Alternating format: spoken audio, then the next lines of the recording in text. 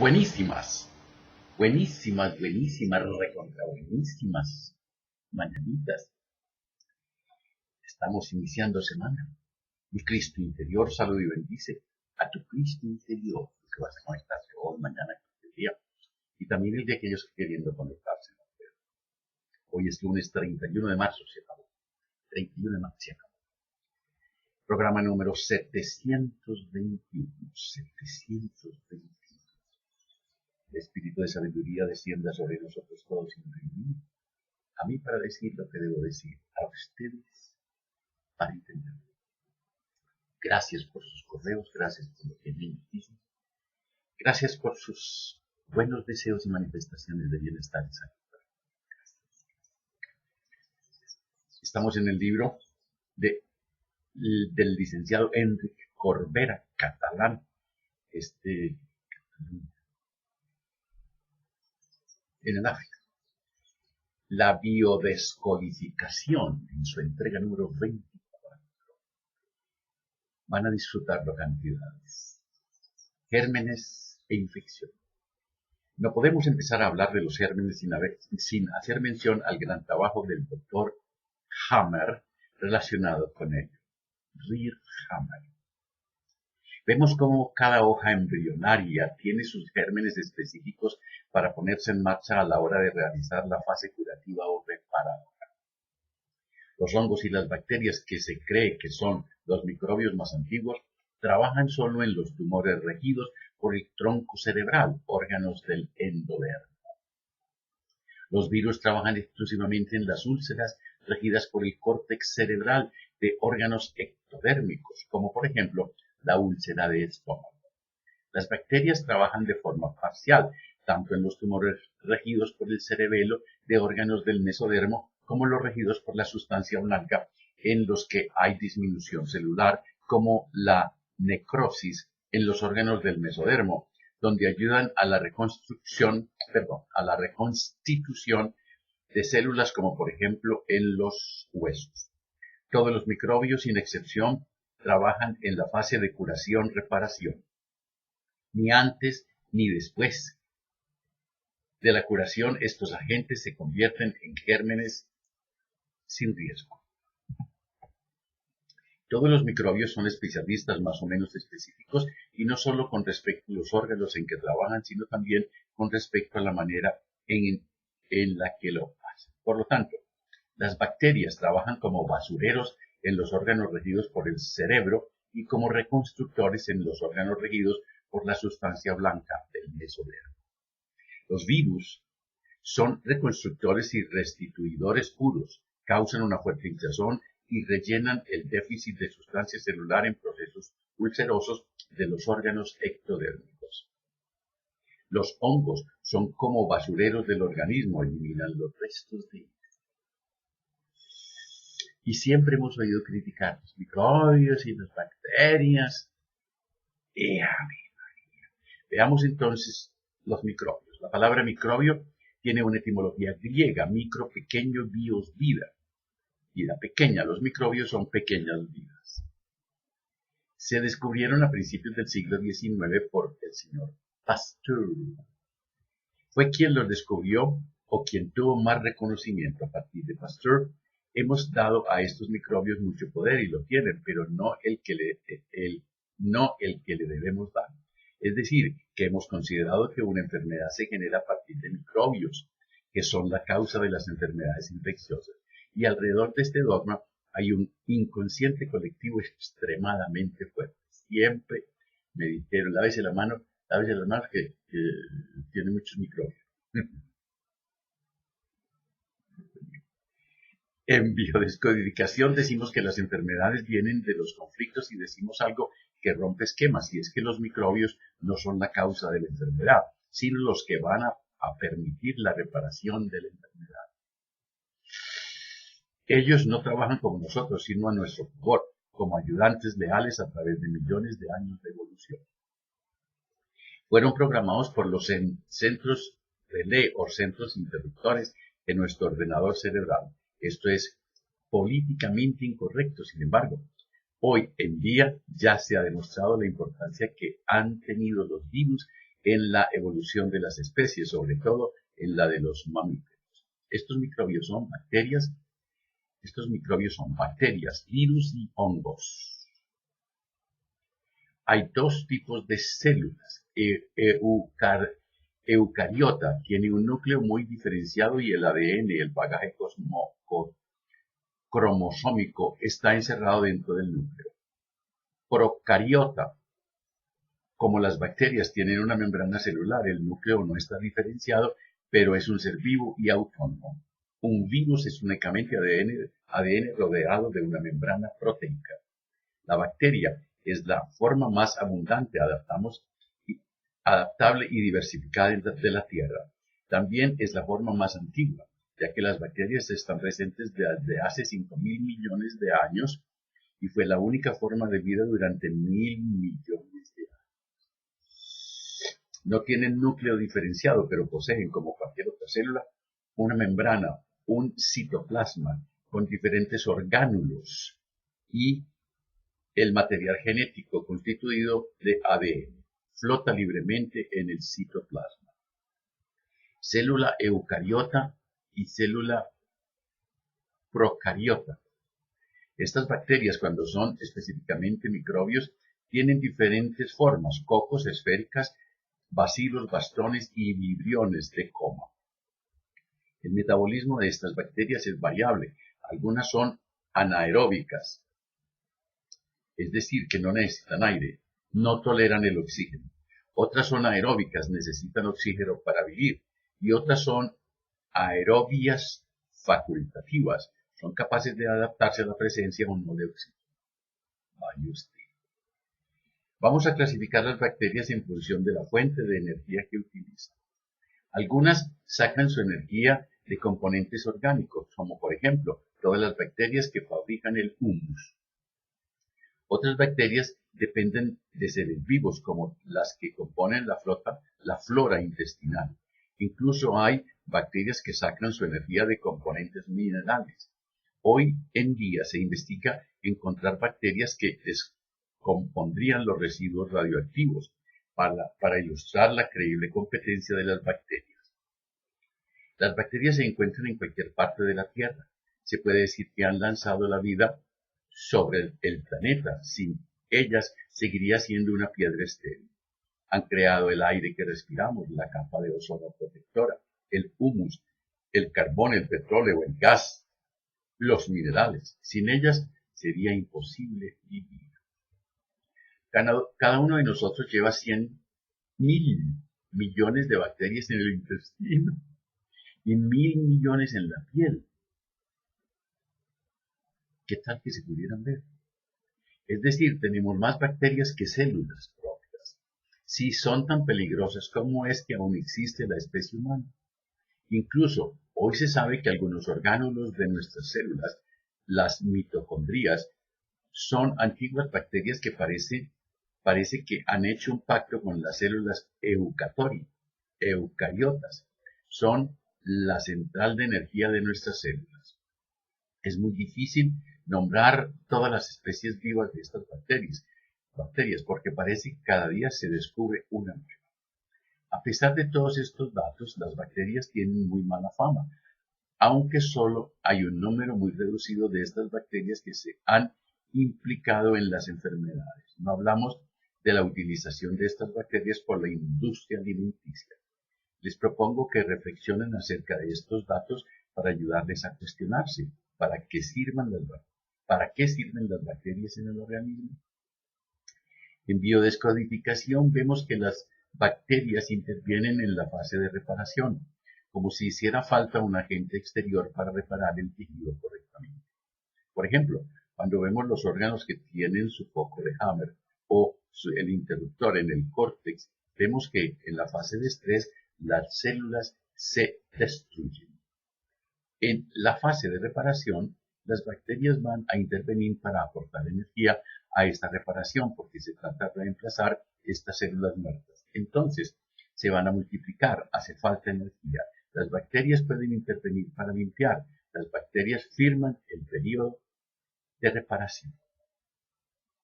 Sin embargo, hay que estar atento en este periodo de reparación porque es un poco rápido decir que si estás en un periodo de infección, estás en reparación. De nuevo, puede esconder un periodo de estrés cuando por otro conflicto que implica que hay esta infección, pero también una fase de estrés. La infección firma una fase de reparación. ¿Qué papel desempeña nuestro sistema inmunológico, los anticuerpos en la fase de reparación? ¿Qué tipo de vida biológica son los virus, las bacterias? Son células eucariotas que fabrican nuestro organismo capaces de reconocer células que no hemos fabricado nosotros.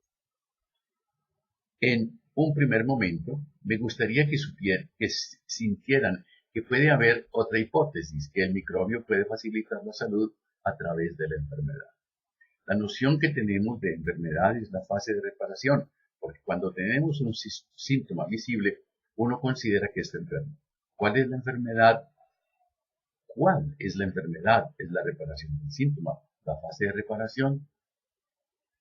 La enfermedad es la expresión de un conflicto. Es cierto que muchas enfermedades son visibles en fase de reparación, pero si consideramos los tejidos que tienen un origen endodérmico, se acordarán que en fase de estrés el organismo multiplica las células y crea masa. Y ahí la enfermedad se puede reconocer en fase de estrés. Lo que llamamos cáncer de colon es una masa que aparece en el colon y ahí estamos en fase de estrés. Lo que llamamos verruga es una masa que aparece en la piel y firma una base de estrés. En la fase de reparación va a haber una descamación que lo va a ayudar el desempeño de frotarse, que hace que a menudo la verruga desaparezca sin que nos demos cuenta. Para otras enfermedades internas, la limpieza de las células muertas se va a hacer gracias a la ayuda de otras células que se nutren de la materia muerta. Hemos hablado del sistema inmunológico, que fabricamos estas células. En una enfermedad autoinmune, ¿cuál es el sentido biológico? Una parte de mí quiere matar a otra parte de mí. Una parte de mí no está de acuerdo con la otra parte. Todas las enfermedades autoinmunes tienen un conflicto en común, es la desvalorización, la culpabilidad y la impotencia. Una parte de mí se siente culpable y la otra se siente impotente. En una enfermedad autoinmune siempre existe esta sensación de esquizofrenia. Hay dos personajes dentro de mí que se hacen la guerra y se expresa por el hecho de que hay células que destruyen otras células de mí mismo. Esto cuestiona la propia identidad, no sabemos si estamos de un lado o de otro. El primer trabajo que se hace ante una enfermedad autoinmune va a ser sobre la desvalorización. Es una culpabilidad que se vuelve en mi contra y me destruye. La culpabilidad de la herrumbre de nuestro organismo. Herrumbre. Los virus están desprovistos de una organización de tipo celular. Son seres vivos reducidos a algunos componentes esenciales. Digo que son vivos, pero realmente son incapaces de asegurar por ellos mismos su existencia completa, dado que para vivir necesitan una célula huésped. Los virus son mucho más pequeños que las bacterias, visibles solo por el microscopio electrónico. Por esto pensamos que habían llegado más tarde, porque el microscopio electrónico es bastante moderno. Los virus se componen de ARN, ácido ribonucleico, o ADN, ácido desoxirribonucleico, envuelto en una cápsula proteica llamada capsida. De alguna manera están en la frontera entre lo vivo y lo muerto. Cuando están en el aire o sobre una cucharita, por ejemplo, son inertes, incluso frágiles. El calor, el alcohol, la lejía puede destruirlos fácilmente. Solo se ponen peligrosos cuando entran en contacto con una célula, y no son cualquier célula, una célula apropiada. Para reproducirse, van a desviar para provecho propio el metabolismo de la célula que le corresponde, haciendo penetrar en ella un bagaje genético. Tienen dos medios para ello. O bien se hacen pasar por una sustancia nutritiva y se hacen absorber por la célula, o bien fusiona su capa con la capa de la célula. Pero pero de todos modos hace falta una adecuación entre la célula que va a recibir el virus y el virus mismo. En la etapa siguiente va a insertar su ADN, sus genes en la célula que lo va a acoger. Los genes virales van a duplicarse. ¿Qué es lo que llevan los genes? Información. Información. En biodescodificación creemos que los virus permiten modificar algunas informaciones de la célula. Es extremadamente importante en la comprensión de lo que ocurre en biodescodificación. Hay un conflicto, es decir, la información de algo difícil. El cuerpo se encarga de este conflicto y lo expresa. La reparación va a tener lugar con un virus, un microorganismo capaz de dar otra información, pero no cualquier información, porque para que el microorganismo entre en la célula, ésta tiene que estar de acuerdo de alguna manera. Aquí falta una tilde. Gracias. Ahí estamos en un punto importante, porque los virus pueden ser mortales en algunos casos, pero esto no impide que su papel sea transformar la información que está dentro de la célula. Un ejemplo es el de las enfermedades llamadas exóticas. Nuestro cerebro no está preparado para adaptarse inmediatamente a los microbios que hay en esta zona exótica. El inofensivo sarampión que nosotros pasamos durante la infancia, cuando llegó a América, murieron miles de indios adultos. Otra tilde, me molesta Corbera. Llegó a América, murieron miles de indios adultos, sin embargo, no murió ni un solo niño. Es cierto que ellos llevaban el virus, pero no olvidemos que solo enferma aquellas personas o niños que haya pasado por el correspondiente conflicto y que en ese momento esté en fase de curación. En el caso del sarampión, el conflicto de base que afecta a senos nasales y bucales es: esto me huele mal, esto apesta. ¿No será que cuando los conquistadores llegaron a América, este era el conflicto? Me huele mal lo que está pasando, las personas que están viviendo. Los niños en su inocencia no lo veían así. ¿Qué es lo que hacemos cuando trabajamos en biodescodificación? Tratamos de modificar el resentir. El resentir es nuestra información profunda. Es como si los virus estuvieran aquí para ayudarnos a cambiar esta información. Cuando los niños tienen el sarampión a los 6 años, a veces a estos niños les cuesta aprender a leer, por lo que los padres se preocupan porque piensan que si al no estudiar tanto les sería más difícil. De hecho, cuando vuelven al colegio, han crecido, han cambiado físicamente y de repente el aprendizaje de la lectura ya no es ningún problema. Como si otra información hubiera entrado en ellos y les permitiera liberarse a nivel intelectual. Maravilloso. Es cierto que hay virus que pueden llevarte a la muerte, pero no creo que sea el objetivo. A lo mejor es un objetivo en un clan, porque nuestro primer programa de supervivencia es la supervivencia de la especie. Es posible que, dentro de un clan, la supervivencia de la especie pase por la muerte de un elemento del clan. Es una pregunta que podríamos hacernos. Pero el papel real de este virus es el organismo, es de modificar esta información celular que se encuentra en el interior del núcleo, y el ADN del núcleo se va a modificar para ayudar el del ARN. Ahí estamos en el centro del tema de la biodescodificación. Cuando hablamos de memoria celular, hablamos de esto. Hoy consideraremos que los virus han introducido enormes cambios a nivel de la evolución. Por ejemplo, hoy sabemos que lo que permite la nidificación, es decir, hacer el nido, es decir, la instalación del nuevo huevo dentro del útero, se hace gracias a los virus, a un virus endógeno que forma parte de nuestro cuerpo desde hace millones de años. Esto es importante ya que esta nidificación ha permitido la aparición de los mamíferos. Y a medida que se va desarrollando la virología, sabemos que algunos determinados están relacionados con estos virus endógenos. Nuestro córtex vehicula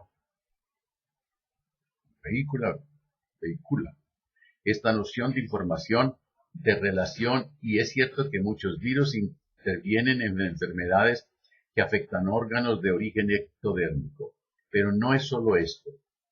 Estamos alrededor de esta noción de información. Isabel, que nos explicará algo sobre el virus porque es su especialidad profesional y nos hablará de la terapia génica, algo que estamos inventando, aunque el cuerpo lo está haciendo desde siempre. Yo creo que el hombre necesita creer que está inventando algo.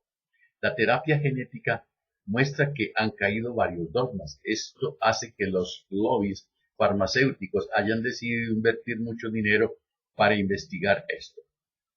Con lo que nos cuentan sobre el ADN, que es el portador de la información genética de la célula, que se encuentra en el núcleo, que está cerrado y solo se abre en el momento de la replicación, y que todo el tiempo está encapsulado.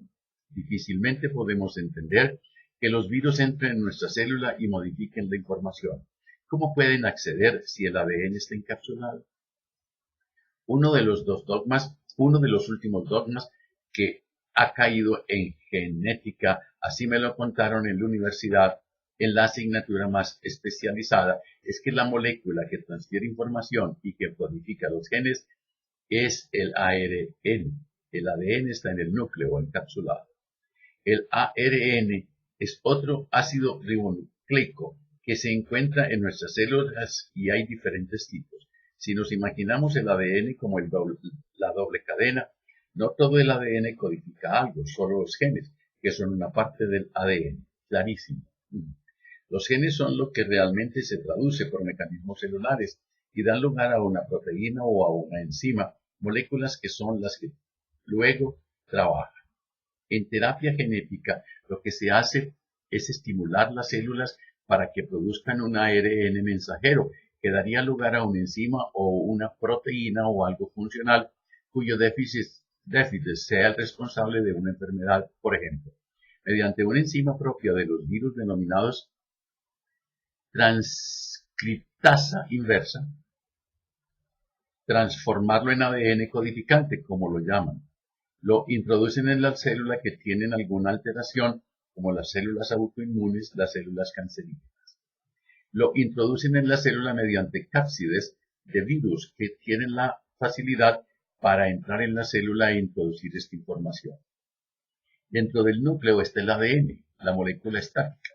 Solo hay unas partes que codifican, es decir, que la célula las puede leer y traducirlas en algo. La transducción es que en estas partes codificantes se hace una copia en ARN mensajero dentro del núcleo por una enzima que es capaz de convertir ADN en ARN. Esto sale del núcleo y gracias a los ribosomas se traduce en una proteína, como son las moléculas funcionales del cuerpo. Los ribosomas son orgánulos sin membrana, encargados de ensamblar proteínas a partir de la información genética que les llega del ADN transcrita en forma de ARN mensajero. Solo son visibles al microscopio electrónico debido a su reducido tamaño, o sea que nos fregamos. Los virus son seres incompletos, necesitan una célula para trabajar. Lo que hacen es utilizar la maquinaria metabólica de la célula para hacer copias de ellos mismos. Requieren la replicación de su ácido nucleico, que pueden ser ADN o ARN, a las proteínas que forman la cápside. El virus aporta la enzima transcriptasa inversa para poder pasar del ARN al ADN. Lo entendimos, ¿verdad? Digan que sí, gracias. La terapia genética hace este camino a la inversa, de ARN a ADN. Para modificar la información de la célula hay que hacerlo con ADN. En terapia genética se está utilizando el ADN, que es el ADN codificante. Lástima lo complicado de la ciencia, lo intricado de la terminología. Pero me encanta lo que leímos acerca del microbio, virus, bacteria, porque clarifica la mente. Cuánto hemos oído acerca de esos tres bichitos y cómo son de útiles. Pero mamá no lo sabía, papá tampoco, el cura de la iglesia tampoco, en mi pueblo no lo sabía. Claro, porque como son sabios. Pero a alguien se le escapa un micrófono, nadie lo ve. Cuando te abrazas, cuando te quieres, cuando te amas, la vida te abraza, la vida te quiere, la vida te ama. Mañana martes hablaremos de la entrega número 25 de la biodescodificación. Que la prosperidad, la armonía, la salud, la sabiduría y el amor sean con ustedes y sus familias. Esta noche hagan el balance del día y de la semana o de la vida. Lo importante es que convoquen al espíritu de sabiduría y le comenten lo que ha pasado con ustedes. Y si algo encuentran mal puesto de cualquier índole, perdónenlo, ámenlo, agradezcanlo, olvídenlo. Y si es contigo, perdónate, ámate, agradece. Ahí duerme tranquilo. Y no se les olvide reír, pero por nada del mundo. Hasta luego.